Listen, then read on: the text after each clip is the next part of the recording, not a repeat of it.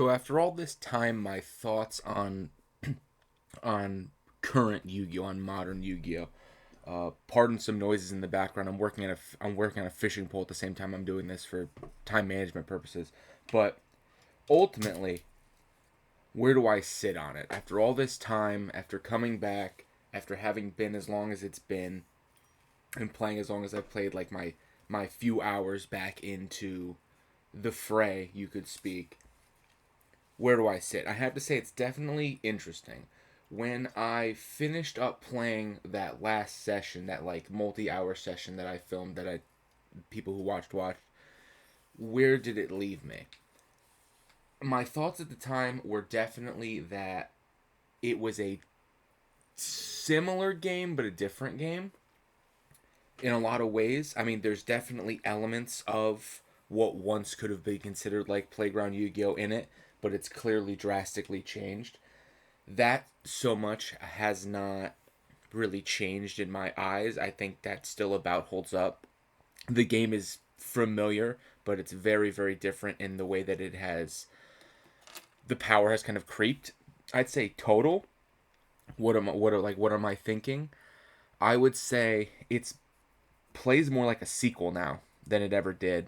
Whereas old Yu-Gi-Oh is very like slow, very methodical, a lot of options, but also no options. The games take longer in terms of turn amounts, that kind of thing. And now it's very different. I think I played up to gold rank when I was doing the ranked for the little series I was doing. I was very much enjoying my time, and as a result of that, I actually played several more hours throughout the following weeks. I got up to like gold 2, I think, with Regenesis, and I was really digging it. And then I just got absolutely beaten. They just beaten down by Malice and Ryziel to a point where like I was having a legitimate amount of fun playing Yu-Gi-Oh. And then, but once you get to the higher ranks, it was just abysmal. Every other game is against Ryziel or Malice, like full power Malice with the added Nister packages, and it's just gruesome to slog through. Like you don't want to surrender every other game because at that point, why are you playing? So you try to sit through it. Maybe you get lucky with hand traps or something, and you just don't. It never matters. Like there's just not enough choke points, so you never have enough hand traps for any of it to matter, and so it just gets really demoralizing. But if you ignore that and you ignore that's just like, oh, that's the current balance of the format, right? You know, things get released, things get banned, you know, things get limited, restricted, semi-limited, whatever. So if you take that into account, you're like, everything has its time, everything has its place. Malice will come and go, Ryziel will come and go, the same way that other things, other broken strategies in the past did. I remember way back in the day when fucking Last Will and Yu-Gi-Oh was the strongest thing you could be running with Graceful Charity, Pot of Greed, 18 different extenders like Sangan, and you could just basically first turn Exodia every single turn, right? That was disgusting to sit through, and everyone hated it, and it had to get banned. But it's just how the game goes, and so I don't really take points off for that. It's just not as fun to do. So what I actually did was I took some suggestions. There were people in the comments suggesting other like control style decks. Someone mentioned Paleo, which I looked into. Those seem super cool, like a 60 card Paleo deck. I played a little bit with like a starter deck for Paleo, and I played like some of the smaller decks just because I didn't have all the cards, and some of them were behind like selection packs that were locked or restricted. Played that for a little bit. Wasn't super my style, but definitely fun. I do like the more control style, trap style decks. Ended up on Trap Tricks. Played that a ton. That's super fun. Super fun gameplay, super fun art style. Made a separate account to pull for those because obviously, you know, the gems are not free. And those, you know, playing through like Rookie and playing through Silver with Trap Tricks was super fun actually. And it's a completely different play style, but it's the same game. You're still playing around hand traps. You're still learning how to do everything and why to do everything and which ways or which things play certain ways. You know, you still get. I was running into things that I hadn't seen before. Like there was these dragons. I think they're called Tenpai. Those are unbearable because it seems like that deck just plays every single board breaker imaginable, Raigeki, Dark Hole, etc.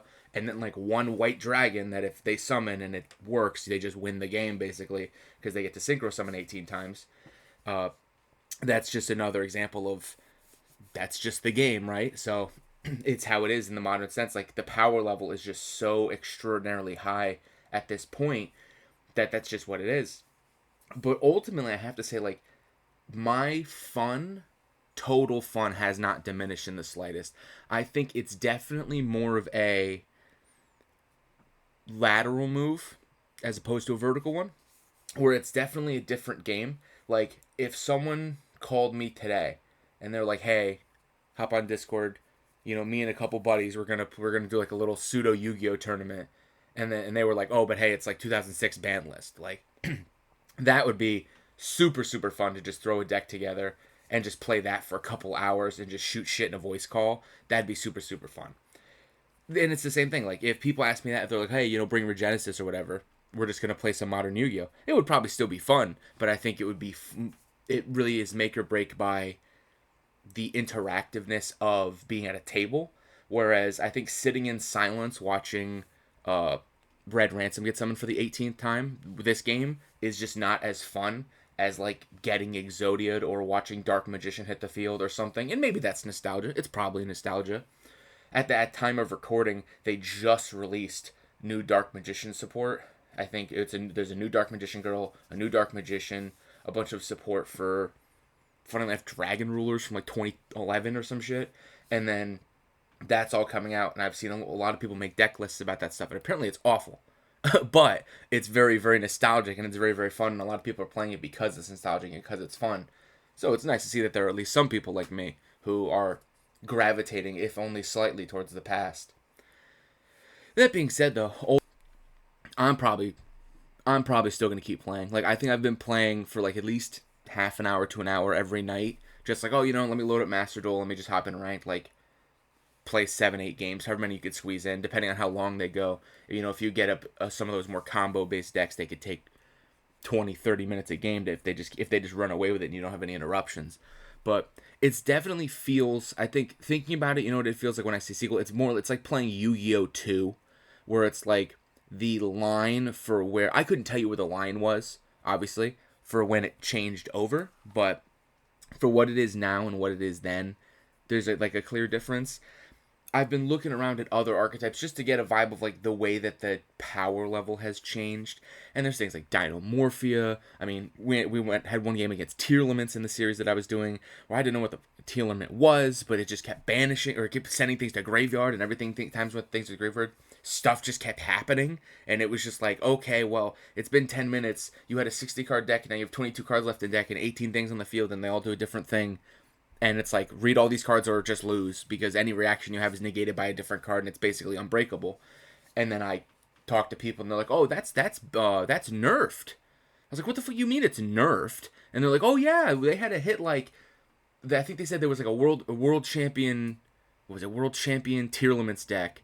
And they're like, "Yeah, out of that deck that won world championship, like 2 ban lists later, they'd hit like 33 cards on that deck, and it's like, and it's still cracked." And it's like, okay, well, maybe that one's on Konami. Maybe they just set the bar a little too high on that one. But not like I said, it's not to say there wasn't broken decks in the past. It's just that's how it is with games. I think that being said, though, I mean, it's like I said, it's fun. I won't lie. I want to be a contrarian, and I want to be like, oh, old Yu-Gi-Oh was so much better. People should go back to playing old Yu-Gi-Oh. I can't say that, because old Yu-Gi-Oh, as fun as it was ultimately old Yu-Gi-Oh.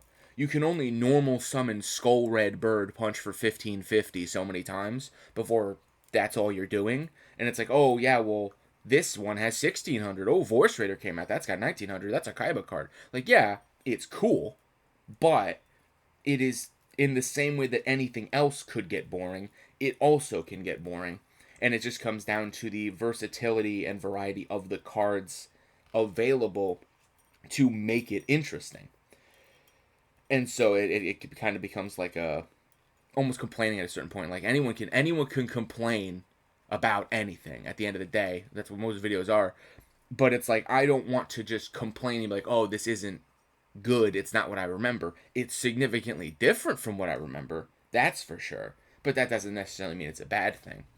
I mean, I have been, once I started kind of really getting into it, I was at a point where the I've been looking at other like content creators, other YouTube creators who they do like archetype style challenges, they do different kinds of things, and it just seems overall very interesting. Of just like, that's an interesting way to do it, to keep it interesting, And it's like, that's something you could do. You can make like ban lists based on specific years, challenges based on specific things, and that kind of gives it spice to it. And it's like watching some of their stuff, you learn some of the vernacular, hand traps, what the different things do, getting nibbed, as opposed to just saying like, oh, all my guys are gone and there's a rock on my field. So you kind of learn as you play more of it. And as I've seen more decks more and more times, like, I've gone up against Blue Eyes enough times where I'm like, okay, I kind of see how the Blue Eyes deck functions. I could probably play it poorly at first and then kind of get more of a feel of it. But that is kind of how it's getting towards. And I'm like that with Trap Tricks now, where there's definitely there's a lot more moving pieces compared to Regenesis, but it's still fun. And then I think what that kind of led me to is like gravitating a lot towards the new format, right? The Genesis format. That I think my thoughts at first, I was like, it could be fun, it could be whatever. At the end of the day, it's just like another format. I no longer think that. Having looked at it and having looked at the fact that they already adjusted the point values for some of the cards, tells me that that kind of easy way to active update means you're not going to have to be begging for ban lists every like half a year and praying that things get banned. Like, you could just kind of on the fly adjust points until it's at a point where it feels fair. Everything's legal, so there's basically no restrictions to certain strategies. I mean, they banned link summons and pen summons. If I had to be honest, Pendulum is probably like the thing I understood the least, because it had kind of already had its time in the sun after I came back in, because I came back in recently, and they had a whole other summon mechanic after Pendulum. But everyone I've ever spoken to or listened to talk about Pendulum and hates it. Apparently it was like the most controversial, worst thing ever. It killed my dog, it shot my family. Summoning mechanic, everyone despises it, and I just didn't understand it. I didn't make sense of it, and now I don't have to because it's gone. But also, like, looking at stuff like Malice, I was getting kind of sick of link summoning and just like link, I think they call it link climbing, where it's like, oh, I summon one dude, and due to a series of effect and link effects, I'm going to link the one card off 15 times. Every time I link it, it's got two more effects that summon two more things that I can also link. And it's just kind of, you're just sitting there and you're like, okay, cool, all this stuff is happening and none of it matters, because like, even if I negate it, if I can't destroy it, you'll just link it off for something else that isn't negated. Or if you do negate something on the field, you're like, oh, cool, it's a dead card now. Just kidding. No, you link it off for like a link 1, and it's like, oh, cool, now it has a completely different effect, and I wasted my negate. So you basically have to let them do what you're doing and hope you can figure out where the choke point is. Otherwise, you don't figure out where the choke point is, and you just lose anyway. So it definitely got kind of like unbearable if you weren't super, super in depth on the details of like where things need to be and how you need to do certain things. Because of that, I think Regenesis can be super fun. I've seen a bunch of content creators, like Team Sam X1, one of the guys who originally like got me back into Yu-Gi-Oh. He did like a little pseudo tournament where he's like, okay, here's the point list, here's the point system. You got 100 points, make whatever you want to make. And you had people, oh, who's making Dark Magician, who's making Blue Eyes, but just with the points, is it worth it to go for Dragoon? It usually isn't. And it's like, and just watching them like have a ton of fun and also get creative with it. What archetypes have a bunch of cards that basically are free, so you can throw like a Graceful Charity in there or whatever. Or you could play some of the older decks. Like, I went against it once, Dark World, right? Dark World's from like GX era, and it's like, but you can have like different supporting things, Graceful Charity, all that stuff, Pot of Greed, to get more draw power, to make it a little more viable. I saw that the Dragon Rulers got unbanned a few ban lists ago. I remember hearing about the Dragon Rulers because it was like super crazy popular at the time. I wasn't into Yu-Gi-Oh, but I had ears. It's the same thing with like, was Jeff Leonard, right? I remember when Jeff Leonard won that stream game with Exodia in like, what was it, 2018, 2016, something like that. And it was around the Mystic Mine. It was during the Mystic Mine time, or just after Mystic Mine, because that's all I heard about. I heard none but people complaining like, oh, Yu-Gi-Oh is dead, Mystic Mine sucks, it's the end of an era. And then, eventually it gets banned, and then you move on, and you're like, okay, what's the next thing to complain about? And it's like, and then he ended up winning with Exodia. And it was like, I remember watching the video because I was like, I don't know what's happening, but everyone seems really hype about it. And I watched the guy win with Exodia, and it took me back to 1997. While watching the unstoppable Exodia blow up 3 blue eyes on the board in the old format. And so yeah, it's like that kind of magic kind of gets captured. And I think with Genesis format, where you can have a lot of fun without worrying a lot about the overly complicated mechanics. XYZ's or XZ's summoning, overlaying, is pretty simple. Yeah, some of the monsters are very strong. I've learned that with trap tricks, like, Time Thief Redo and stuff like that. It's 2/4 monsters. Then you just take cards off the top of another person's deck and then use them for different effects. Like, it's definitely strong. It's a high power level game, but it's manageable in my opinion. Like, and it's just looking at the point values of the cards I recognize. I don't think anything is too particularly broken, too particularly crazy. And then maybe I'm wrong, but just with my limited amount of experience, I'm definitely excited for it. I hope, as I said before, I really do genuinely hope that Master Duel incorporates some kind of Genesis system, Genesis adaptation, alternative play format, even like a tournament that applies the point value system, something like that, just to get like an easy way to play with a lot of people in the format to kind of see how it plays out without having to like fly out to a YCS or something, which Lord knows I can't do. No, Lord knows I'm not good enough to do, even if I could, if I can afford it. And I think that's one of those things where it's just like, it on paper, it seems like it will be the thing that kind of keeps me in Yu-Gi-Oh. I'll probably still play Modern like at nights. I don't think I'm never gonna be the kind of person who like shells out money to get the most newest best cards. Like, I'm never gonna be someone who drops $30 to buy gems to pull for Malice, to run full power Malice, just for it to get banned in 2 months, like, and me to have a bunch of cards that I can't use, that don't matter, that I just have to uncraft and then try to learn the next best thing, right? Like, I don't play like that. I like to find something that I like and I play with it a lot. I was like that as a kid. I was like, oh, I like Destiny board, so I played Destiny board. Was Destiny board ever good? No. Did I ever win? Not really, at least not with Destiny board. Sometimes you just have to they brick and you just beat them down with 2 beat sticks. But it's a win's a win, and it's fun. And you could say that you played Destiny board. Doesn't mean you got to play it well. It means that you play Destiny board. Same thing with Blue Eyes. When you're playing like Blue Eyes as a kid, you're like, yeah, I have 2 Blue Eyes in my hand. I can't summon them, and I lost on turn 3 because I couldn't summon any monsters. But I could say that I had Blue Eyes. It's like that. That's how I've always been. I'm not someone who could be like, oh, yes, the new hotness. Let me learn the new hotness and then go from there. I like getting attached to my monsters. Like, if anything, for as bad as people say the new Dark Magician support is, I am this close to pulling for it with whatever gems I have left and playing the new awful Dark Magician just because it's Dark Magician. It's Yugi's monster, Yami Yugi, regular Yugi. It's got the Shining Sark engine, which is a big thing. It's with the end of the season, or end of that series really, before they went on to GX.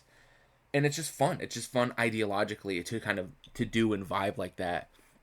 And I'm having just a ton of fun just sitting down and just playing it, as opposed to worrying about like the nature of the power creep or going on Twitter and complaining about Malice or whatever. Yeah, it's annoying, but you get over it. It's a card game, There's always going to be, every single game, card game or otherwise, is always going to have a insert Andy kind of player, like a whale who always optimizes everything to the best of their ability with money or with time. They've memorized every card, they've memorized every play style. You get it with Pokemon. I play a lot of Pokemon. You look at competitive Pokemon players, you got people who can memorize every single moveset and every single monster with every single Chinese stat spread that's popular, so that they know exactly how much percentage in all extreme speed will do. Like, there's like that in every group, and if you're not that person, they're usually going to beat you, yeah, whatever, but you don't have to go against them that often, so you really don't worry about it.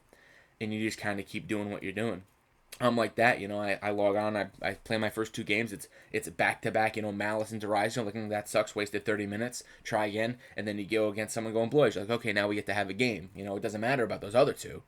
Now we get to have a game, because you probably just sat through those other 2 as well, and you probably hated it too, you know, even ones that I don't necessarily like I've seen Yubel a couple times, and I remember Yubel from the anime. I didn't play at the time, but I remember it. I did not realize that it had a card game strategy that was as unfun is rude to say, but it's certainly not very interactive, at least the way I played against it or the way it was being played against me.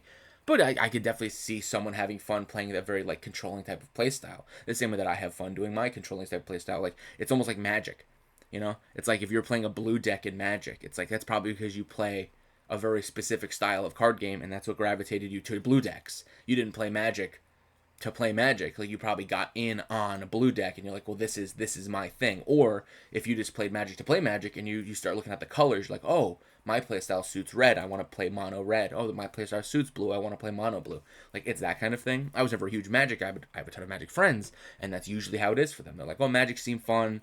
I looked into it. I looked at the different types of Magic, and then I really gravitated towards blue cards, and now I'm a blue player, and they play mono blue decks, and it's like, okay, that's awesome. And it's like, I don't know much about the online aspect of Magic, if it's as accessible as something like Master Duel, because it's not something I grew up playing, but it's very similar to that, where it's about being the kind of person that gets behind a deck, liking it, and then just playing it regardless.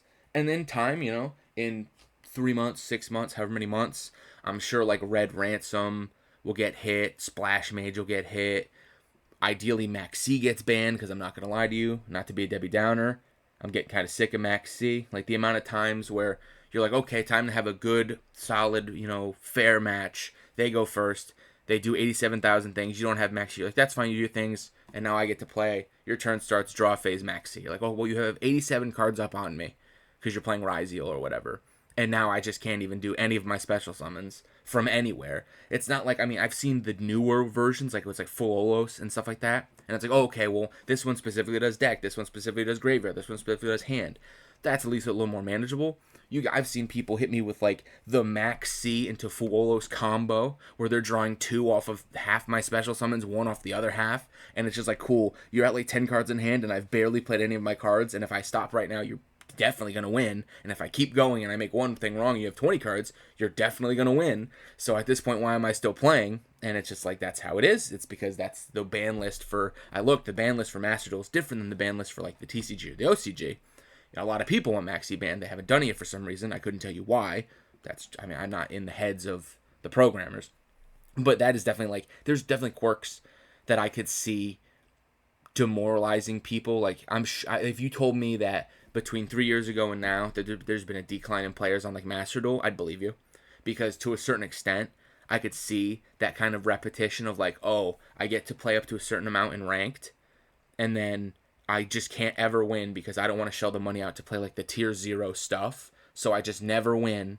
And so I go to play like, oh, the online solo, which isn't ranked, it's just like casual. And then I've played casual and gone against Full Power Malice in casual. And it's like, take it to rank, dude. It's like, you don't need to come here and bully people who are playing the Blue Eyes or the Dragon Maid starter deck in casual, because it's casual. Like, even me, yeah, am I running a better than average deck with a Regenesis? Absolutely. It's certainly above a starter deck. That's because it was built by someone who knows Yu-Gi-Oh, but it's piloted by a complete idiot. So it offsets. Yeah, they're good cards, but if I don't know what I'm doing, it's fine. And then that's how you can have a game of like me misplaying a bunch and you not really having the best cards, and it equals out to a fun experience.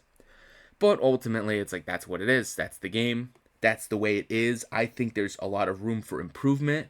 I'll tell you this, if there is ever kind of any type of like online Genesis format incorporation, I'll probably do videos on it, because I think it's super fun, and if I'm going to do it anyway, I might as well film it. I'll see if I can't drag a couple buddies in, get a couple buddies who are like into Magic, into Yu-Gi-Oh, just so that it's not me talking to myself while I play a card game. But other than that, definitely, like, in terms of my thoughts, is it fun? Yes. It's a different fun, but it's fun nonetheless. And I can definitely see how there's probably a lot of old people who fell out of it and a bunch of young people who got into it, and they're into it for different things and they've left for different reasons. I could definitely see that. I think there's a middle ground to be found with certain ways of doing it, like based on your play style and based on who you play with. But yeah, it's definitely not in a perfect position. That being said, though, I am still having fun. I intend to keep playing, that's for certain, even if I don't always post anything on it or talk about it on X or whatever. But I'll probably still be playing. And then ultimately, I have to say, just one of those things where I think it comes down to the type of person. I can't say everyone who picks Yu-Gi-Oh up, if you see me doing this and you haven't played in 15 years and you want to pick it up, I can't guarantee you that you'll have fun. I can't make that promise. You would know better than me. But that's just one of the things where you're like, I would suggest looking around first, like I knew very little coming in. I mean, through osmosis, right? I saw some stuff, but I knew very little coming in. Since getting in and watching other people's videos about it and just seeing like the cards that have come and go, the cards that used to be strong and then went after I came in, like learning more about what dragon rulers are, learning more about the incorporation of hand traps into the game and all the kinds of hand traps and all the ghost sisters and all that stuff. There's a lot there, and it could definitely seem daunting. So it's tempting to just maybe wait until there's some type of Genesis format. You could do that. I couldn't guarantee you it's ever going to happen on like a officially supported platform, but there's other places to play. You could always try to find there, get some friends together and just play pocketbook style. That's an option. I might end up doing that if they never incorporate anything into it. I'll probably just start bouncing around to different decks. I might try to, if ever there's like a sale on gems or whatever, or I save up enough like master packs, I might try to throw together like a Blue Eyes package. Maybe try to play modern Blue Eyes, see if it kind of scratches the itch of the nostalgia. If not, I'll keep playing my control style decks, trap tricks. Maybe I'll try Paleo again and get like a vibe for it, but it might have just been that it was too different from where I started, that it just didn't feel right, because I'm still very entry level in terms of knowing the card interactions and knowing the rulings and knowing, oh, this effect activates in this specific way because of this thing. Even when I played as a kid, I didn't know what damage step was or how it functioned or how it meant anything. Like, you just kind of put cards down and you're pretty sure you know how it's supposed to work, and if it works, it works. So that's where I'm kind of sitting at right now. I want to thank everybody who stuck with it for the 4 videos of me absolutely stumbling and slamming my head into every wall in front of me of learning Yu-Gi-Oh! For again after all these times. I'm sure it's the equivalent of watching a blind man attempt to climb stairs. It's probably funny at first, sad after a while, and I appreciate everyone who put up with that. But that being said, I mean, that's where I'm sitting. And so let me know what you guys think down below in the comments, and then if it's something that people keep liking, I mean, like I said, I have no intention of stopping playing. I could always do more of it. I want to try to do like a variety of stuff. I don't just want to be like the Yu-Gi-Oh guy, the React guy. Like, I like to keep it versatile, just so nothing gets too boring. But yeah, that this has been my current kick for a minute, and now it's gonna be like my slow underlying kick for a good while, and hopefully I get what I want and I get my Genesis format adaptation something. Or maybe I throw together like a little tournament and with my friends, and I make it happen myself, and we just have to use like a little Word document with the points on it and make it ourselves. I'll see how much time I get, how motivated I get. But yeah, thank you everyone for watching, and until next time.